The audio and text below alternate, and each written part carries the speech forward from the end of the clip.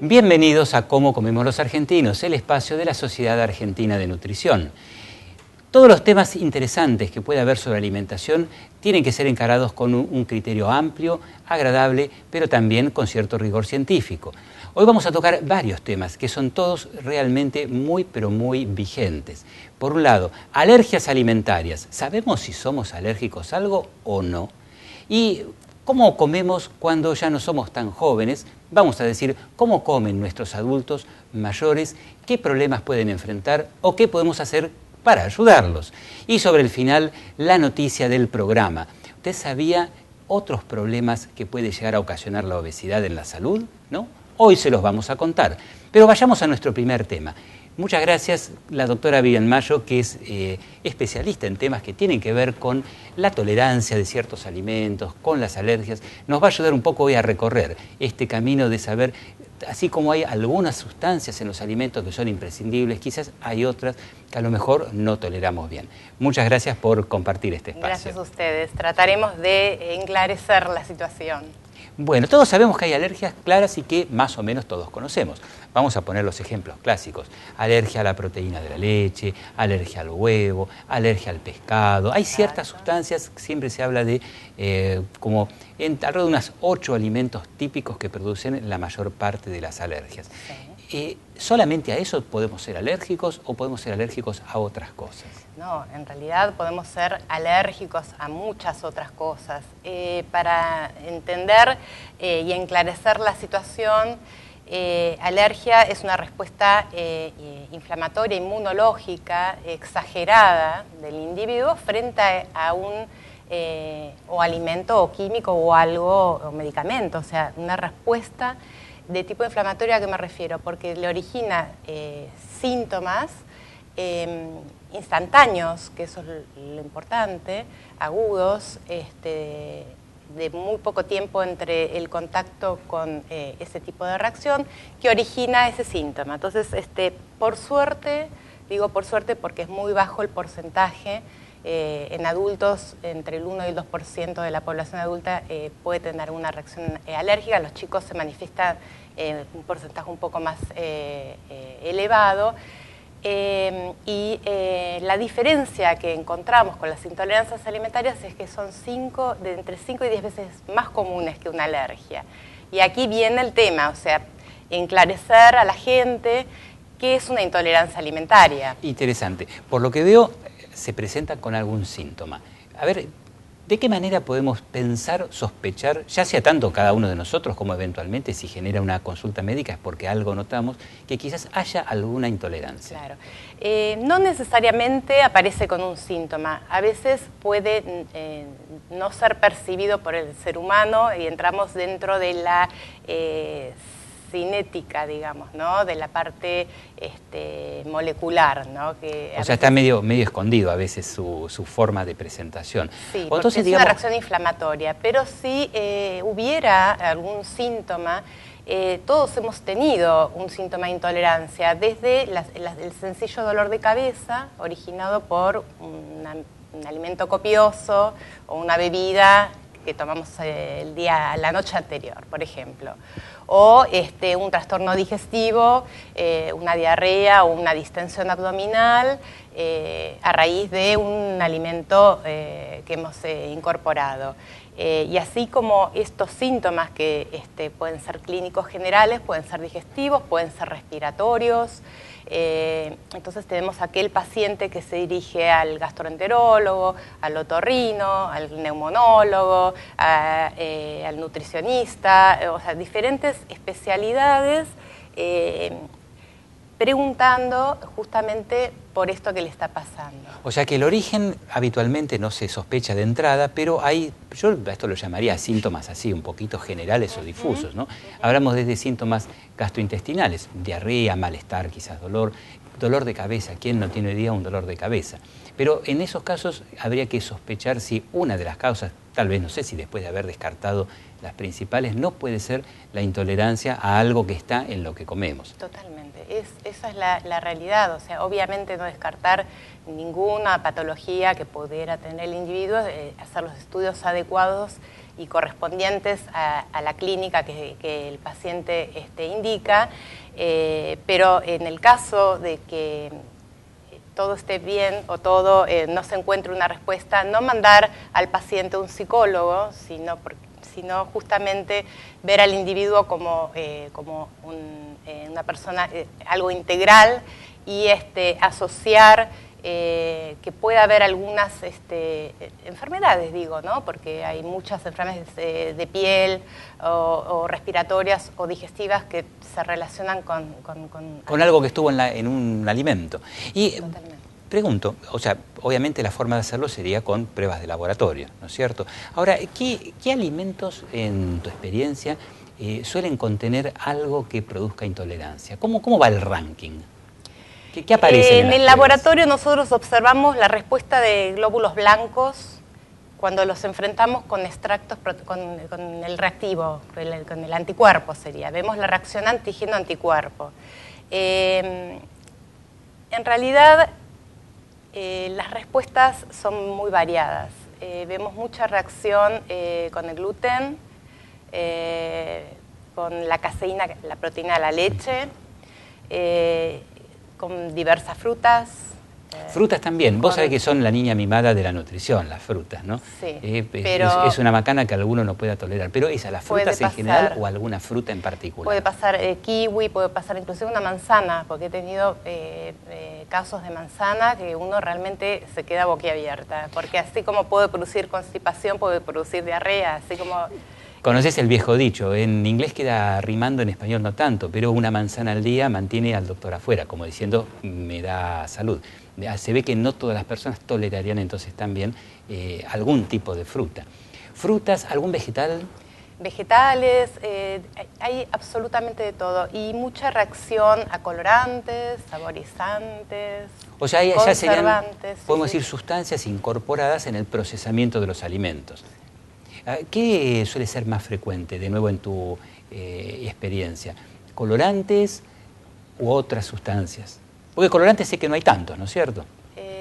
No, pero hay, está el rojo o la tartarcina, el amarillo que colorea las papas fritas en los chicos. O sea, cuando uno entra a investigar un poquito, se da cuenta que hay mucha cantidad de alimentos que el paciente incorpora sin darse cuenta. Inclusive en la medicación, por suerte, disponemos de algunas medicaciones que de acuerdo al gramaje cambian el color del comprimido.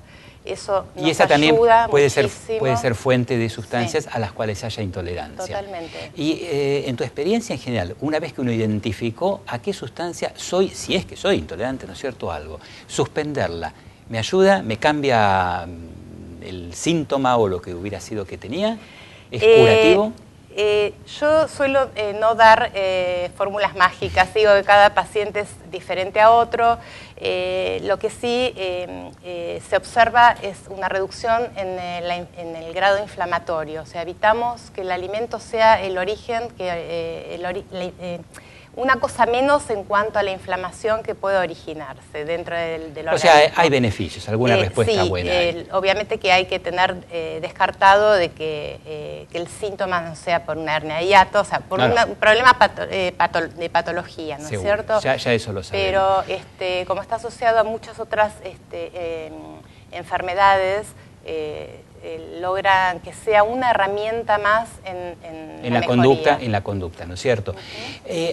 Los alimentos son buenos, pero a veces puede ser que cada individuo tenga intolerancia a una sustancia en particular. Y lo bueno es saber que existen, después de haber descartado otras causas, forma de saberlo y, consecuentemente, tal vez de evitarlo. ¿Cómo alimentamos a los adultos mayores? ¿Es que nos da algún problema la obesidad fuera de lo que todos conocemos? Eso lo vamos a ver ahora en Cómo comemos los argentinos, el programa de la Sociedad Argentina de Nutrición.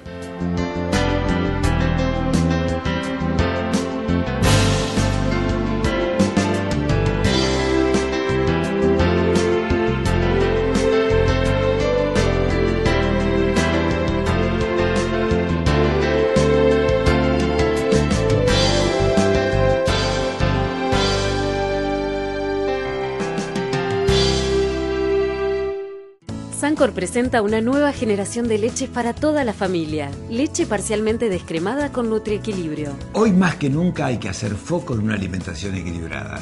Esta leche contribuye al equilibrio que nuestra alimentación necesita porque reemplaza parte de las grasas saturadas por omega 6 y 9, manteniendo el sabor de siempre. Hay una nueva generación de leches. Salud y nutrición para toda la familia. Nueva leche Sancor parcialmente descremada con NutriEquilibrio. Ahora tu cocina tiene más color. Proba la línea completa Celusal y descubrí un mundo de sabor. Celusal cuenta con el aval de la Sociedad Argentina de Nutrición. Celusal, la sal de la vida. ¿Sabías que el jamón Paladini, además de rico, es saludable? Aporta solo 1 caloría por gramo y 0% de grasas trans. Come sano. Paladini. Ensure, nutrición completa y balanceada. Ensure proporciona proteínas de alta calidad, 14 vitaminas, 14 minerales, bajo nivel de grasas saturadas, bajo contenido en colesterol, fos e inulina. Producir alimentos desde hace más de 100 años nos da historia. Dar lo mejor de nosotros, futuro. Molinos, lo mejor de nosotros.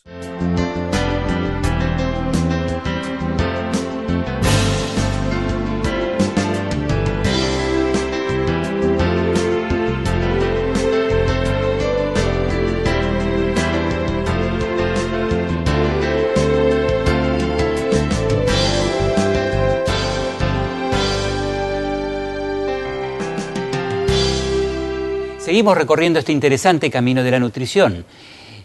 Adulto mayor, ¿tiene alguna necesidad, algún requerimiento especial? ¿Cómo hacemos para encarar esa etapa de la vida del mejor modo posible? Hoy tenemos acá a un especialista en adulto mayor.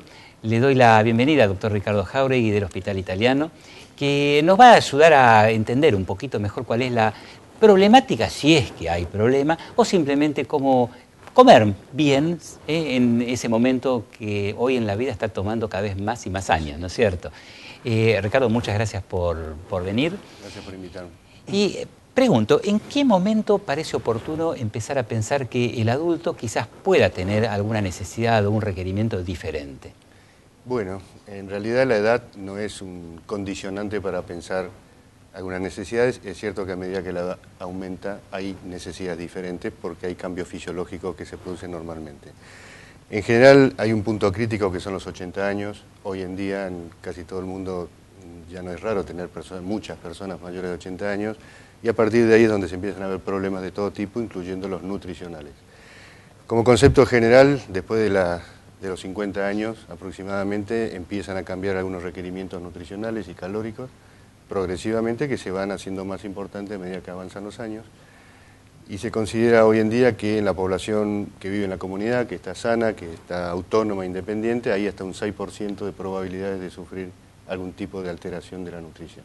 ¿Eso podemos llamarlo desnutrición o hay otras circunstancias que pueden verse habitualmente? Nosotros preferimos llamarlo malnutrición, porque la desnutrición, digamos, si bien existe y es bastante prevalente, sobre todo en ciertas condiciones, como pueden ser instituciones de crónicos o los mismos hospitales. El concepto de malnutrición es más abarcativo porque también hay problemas de obesidad, con problemas, por ejemplo, de pérdida de masa muscular en los adultos mayores, y es un trastorno alimentario.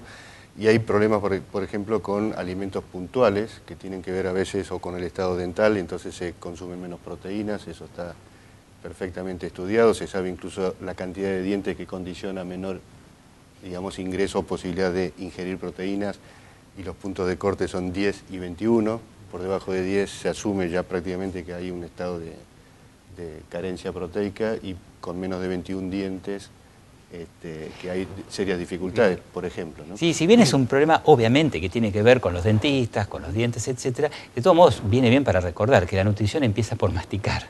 Sin dientes no podemos alimentarnos adecuadamente.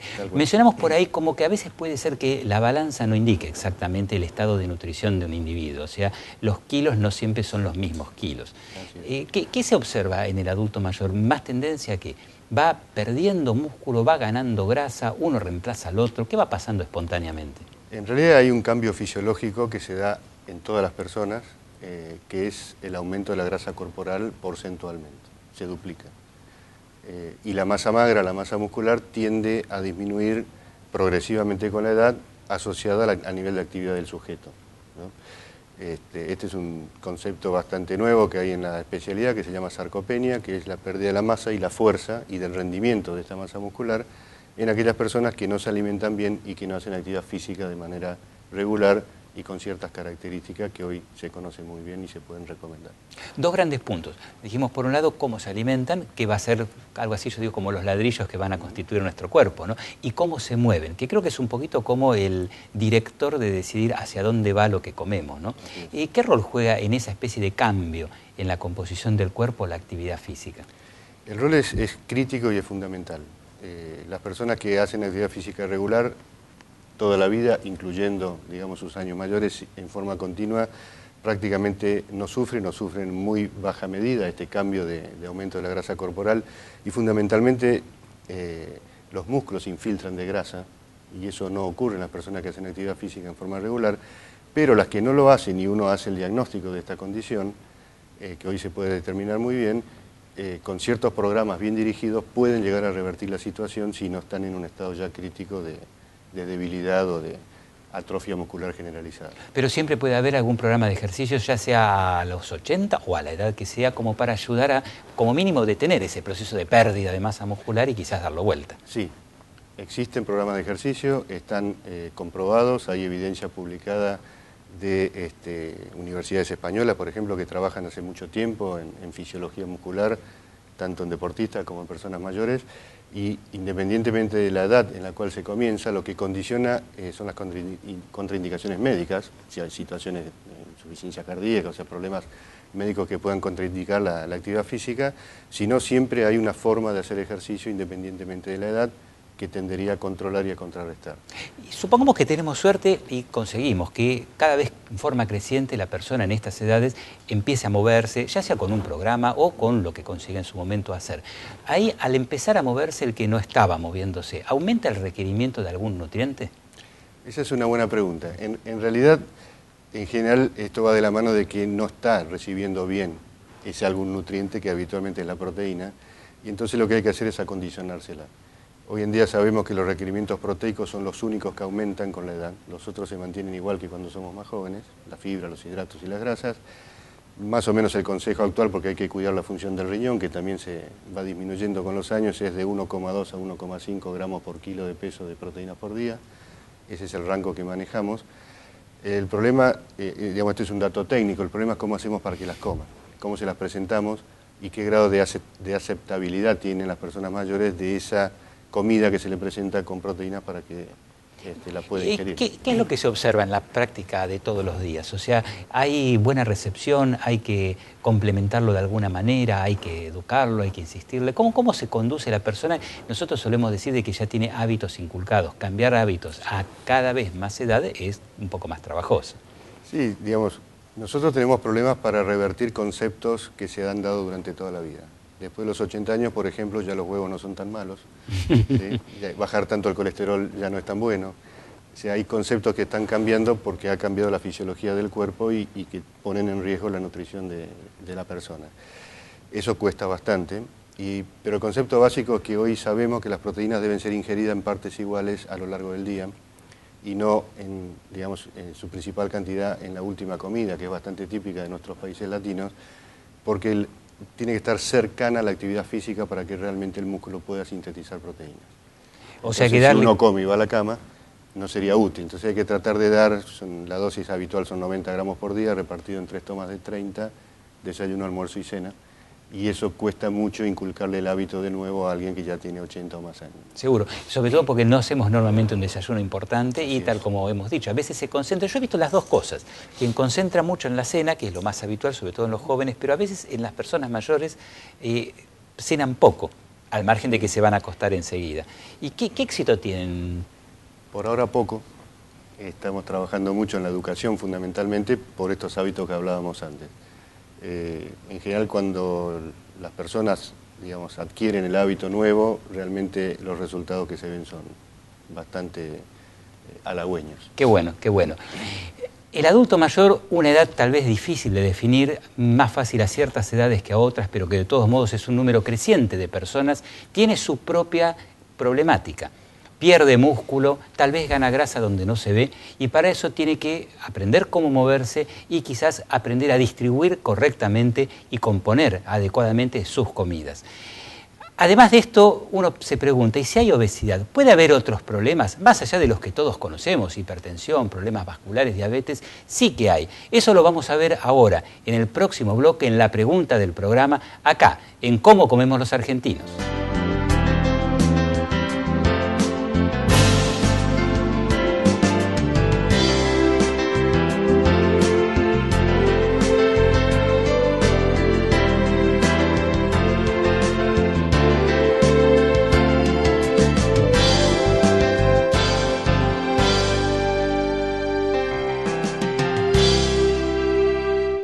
¿Sabías que el jamón Paladini, además de rico, es saludable? Aporta solo 1 caloría por gramo y 0% de grasas trans. Come sano. Paladini. Ensure, nutrición completa y balanceada. Ensure proporciona proteínas de alta calidad, 14 vitaminas, 14 minerales, bajo nivel de grasas saturadas, bajo contenido en colesterol, fos e inulina. Ahora tu cocina tiene más color.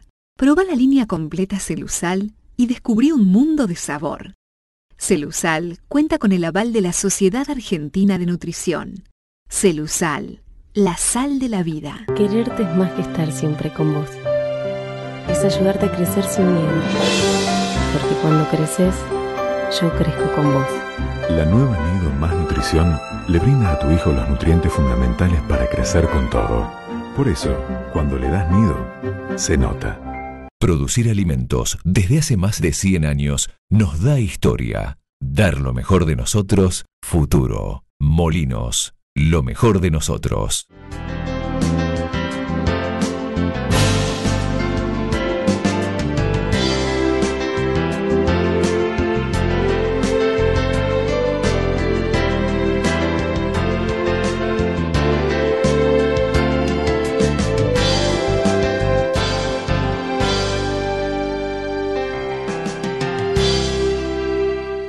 La noticia del programa: la obesidad no solamente se asocia a algunas condiciones clásicas de salud, sino también otras que sospechábamos pero que ahora empezamos a conocer según recientes estudios.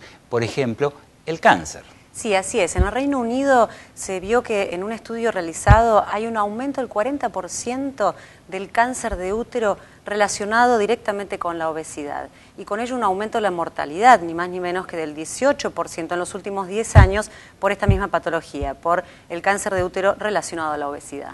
Y no solamente el cáncer de útero es el único que se ha asociado ya, sin ninguna duda, al aumento del peso. Otros tipos de tumores realmente también han demostrado esto. Por ejemplo, algunos asociados también a la mujer, como el cáncer de mama, especialmente en cierta edad, en la mujer posmenopáusica. También el cáncer de próstata, en este caso, por supuesto, en los hombres, pero además el cáncer de colon. Obesidad y cáncer de colon es una relación cada vez más aceptada que, lamentablemente, afecta a la totalidad de la población, especialmente en estudios hechos en poblaciones occidentales.